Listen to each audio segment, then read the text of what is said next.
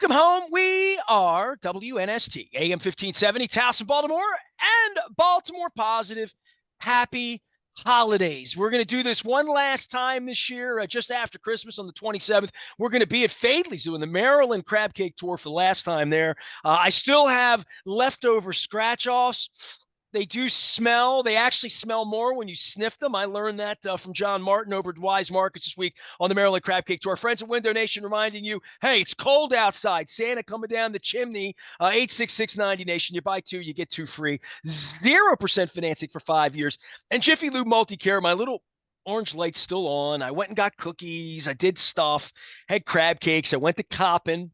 I saw Angel Reese play a little homecoming game here this week, but I did not get my Jiffy Lube taken care of, so make sure you're doing that. I did, however, I feel like this has been a great month in a lot of ways.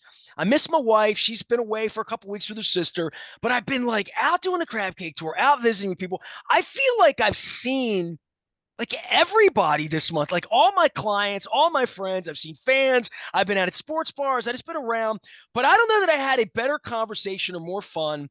And we just launched this at Baltimore Positive than our chat last week, where Gina Shock sort of crossed over with Wendy Bronfein, who had a little fangirl going on with her Go-Go's outfit. But then Dad shows up, and it just turned into this sort of cannabis science thing. Since then, I've been releasing my 25th anniversary stuff, sponsored by Curio Wellness and Foreign Daughter. We welcome Wendy Bronfein back onto the program. She has escaped for the holiday and for the new year and for all the leftover gingerbread and pumpkin and eggnog and all of that good stuff. We had some fun. That was fun. I'm sorry the lighting was so weird in the video and the shot. It was a weird time of the day. And we were all kind of in a hurry. I felt like we could have sat there if some eggnog were served, probably until like 9 or 10 o'clock at night and just going all night talking about rock and roll, drums, and cannabis. We need to do that again. Yes, absolutely. Oh, yeah. Well, Michael was trying to get Gina back over to his drum kit and to have like some, session time together. But So it turns out her body definitely hurt, and you guys wound up like speaking on adult use and about like, I mean, when she showed me her hands almost looked like a linebacker, like Ray Lewis, like from drumming and just how physical it is. And your dad's love of the drums. I mean, it just played into a pretty natural conversation. And I think maybe for the holidays, and maybe this is something you could speak of as families gather. And man, I've been in your place enough now, and I say this isn't about any sector or cross section of socioeconomic. I think people are going to speak about cannabis at Christmas time instead of smoking a J in the back out by the fire pit. Nobody talks about it 30 years ago. I think this is a different thing where bombs and creams and science comes into a conversation where someone like your dad and Gina Shockey, somebody will hear that along the way and bring it up at a family. And we talked about taxes and estate and stuff like that with Leonard Raskin, but I think it's kind of an interesting science topic across a couple of generations and how a 21-year-old would feel versus a 51-year-old versus a 71-year-old would feel at a dinner table, right?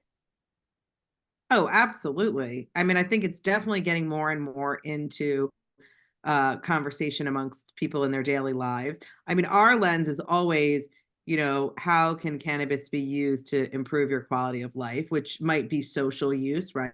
In place of drinking or something like that. But it also can just be for aches and pains and stress and sleep and GI issues and whatever's going on.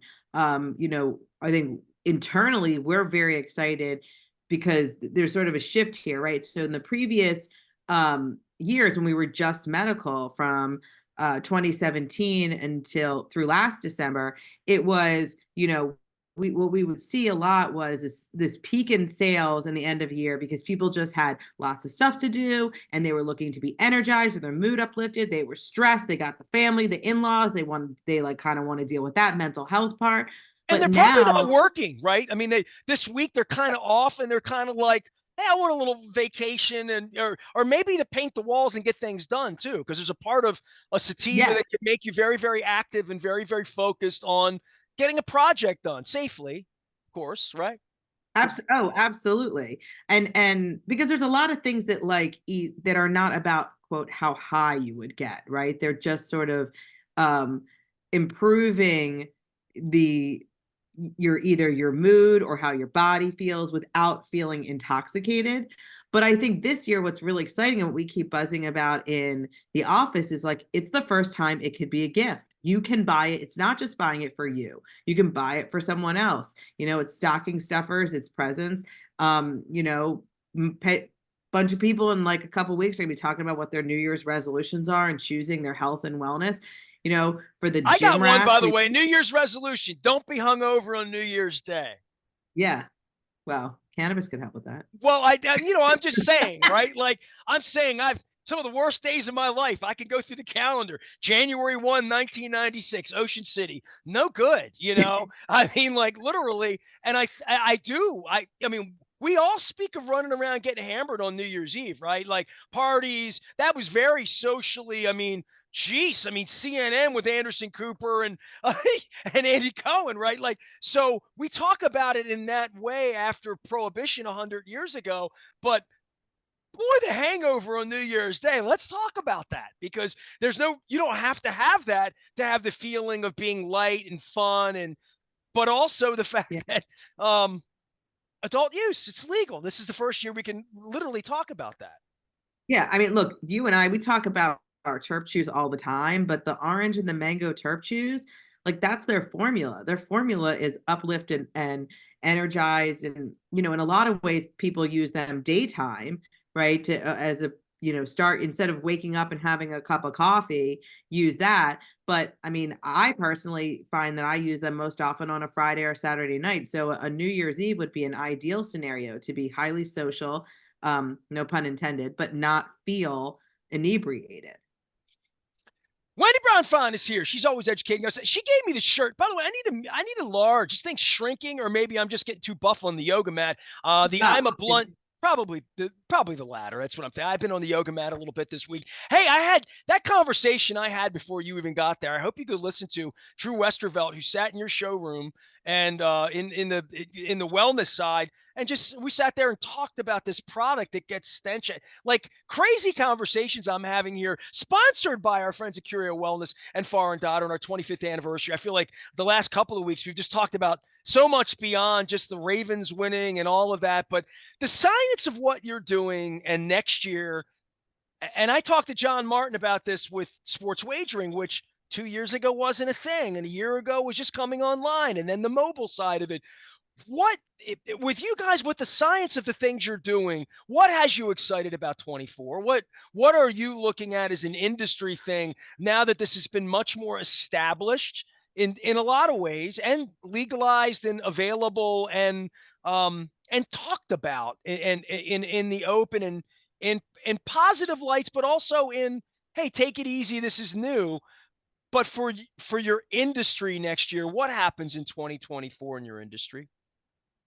so my hope is that we start to see the consumer population become more educated and discerning. So I'm starting to feel like right now what we're seeing is very similar to what we saw in medical when the doors open, the access is there, and they go to kind of what they know. They go to flower, they go to the idea that there's THC, but along the way they start to realize that when there are products that have different cannabinoids, not just THC, what the relief or the positive effects that can provide, that they start to learn that the terpenes are really what drive that effect. Like if you're saying, I want to help fall asleep, or I want to be relaxed, or I want this to not hurt, or I want my mood to be uplifted, a lot of that is in what's happening with the terpenes. And they just become more educated, which makes the menus much more exciting. I mean, I think it is overwhelming for new people because the menus at the dispensaries are very large. And I if you think it's don't know where to crazy. be, And I've been in your showroom and I hear people talking cherry this and strawberry that. And like, and I often think like, and no offense, and I mean this really sincerely. I've done sports here for 32 years, and I don't want to be a jerk, but I sat at a lot of games where a lot of people went for years and years and years and had to turn around and say, "Do you even know football? Do you even know you're spending all this money and all this time on this, and you're here? Do you even know?" And that part of it for me, it excites you, right? I mean, it's like this is someone who we can teach more about it. And I think I talked to you and your father last week, and even Gina, who was getting educated, on the set, like literally asking the same questions are being asked every day.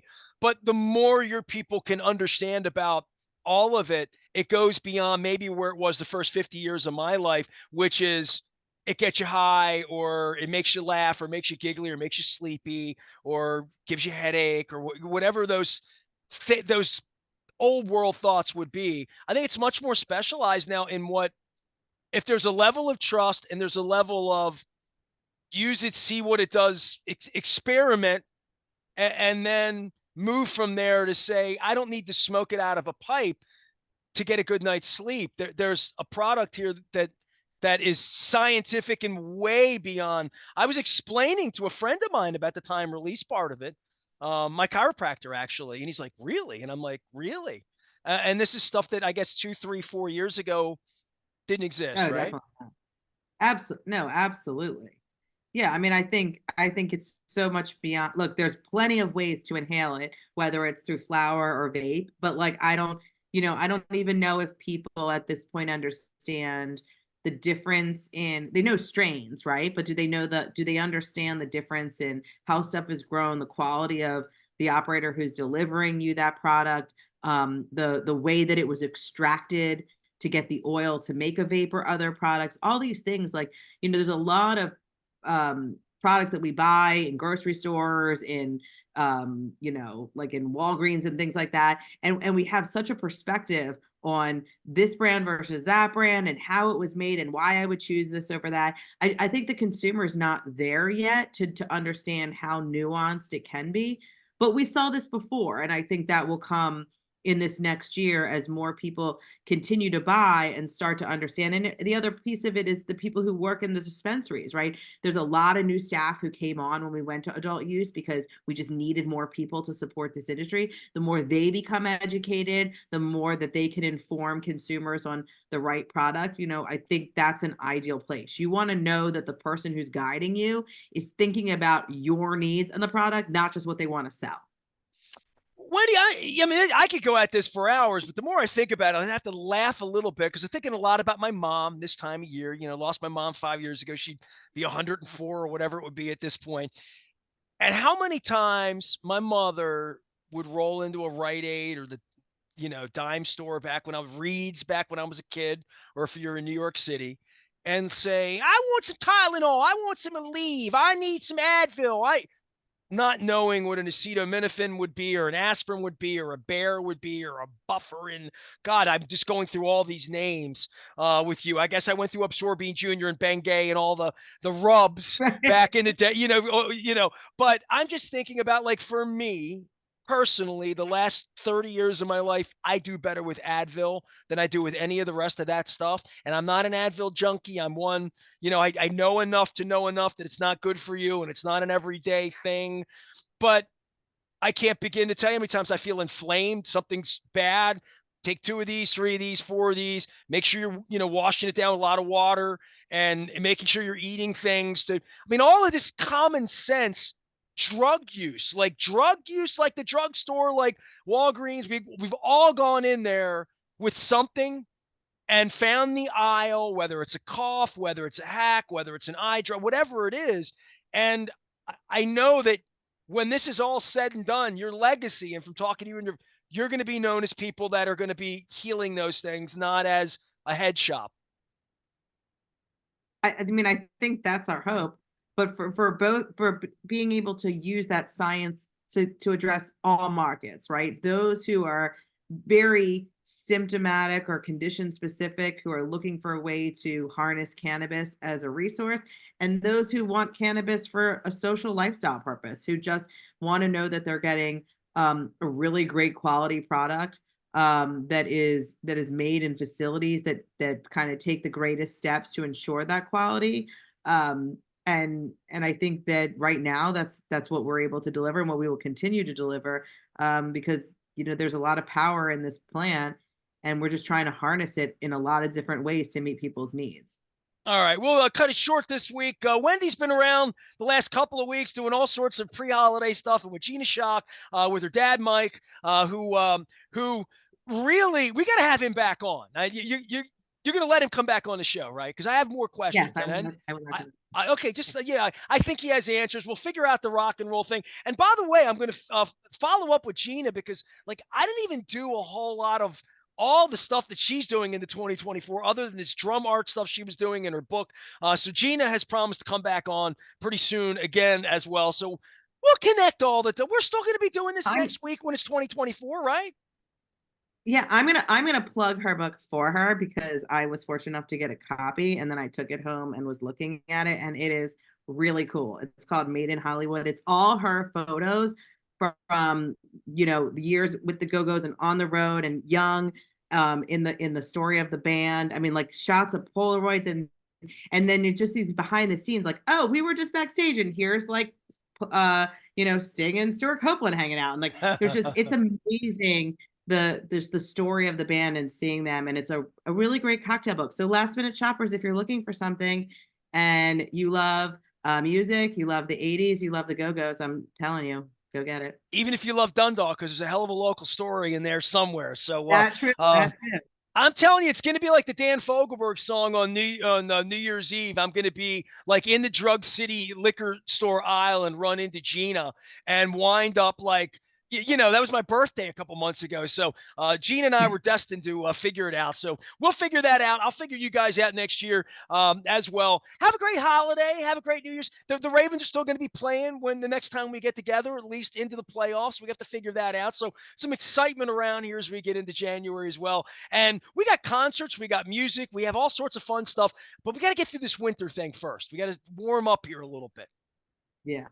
Well, yes, and happy holidays, happy new year to you and see you on the other side. Wendy Bronfein joining us here from Curio Wellness and Far and Daughter. Get over to Timonium, say hello to them. You can gift this time of year with New Year's around the corner as well into 2024. And by all means, if you don't do anything else, you don't listen to any of my other crap here, like Tom Kelso doing stadiums or the fun I had at Wise Markets with Derek, the wrestler. And listen to the Michael Bronfein piece from last week as well from Curio and Far and Daughter and Gina Shock. It was really good, as was Drew Westerveld.